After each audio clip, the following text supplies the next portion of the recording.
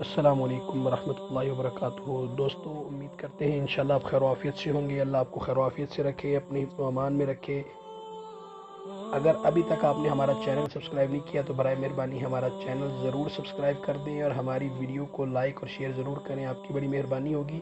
آج ہم آپ کی خدمت میں ایک ایسی دعا لے کر آئے ہیں نبی پاک صلی اللہ علیہ وسلم کی حدیث مبارکہ سے، کہ جس کی برکت سے انسان بڑی بڑی مصیبتوں سے بچتا ہے، بدبختی سے بچتا ہے، بری تقدیر سے بچتا ہے اور دشمنوں کے خوش ہونے سے بچتا ہے۔ اتنی قیمتی دعا ہے کہ اس دعا کو آپ صبح و شام تین مرتبہ پڑھیں، ہر نماز کے بعد 3 مرتبہ پڑھیں، جتنا ہو سکے اتنا پڑھیں، جتنا گڑ اتنا میٹھا۔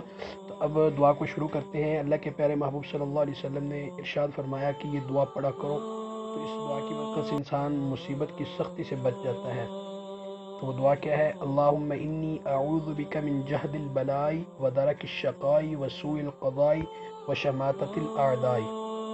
اگر آپ نے ودرک الشقاء پڑھا ہے تو یہ بھی ٹھیک ہے، کیونکہ حدیث مبارکہ کے اندر دونوں الفاظ آتے ہیں۔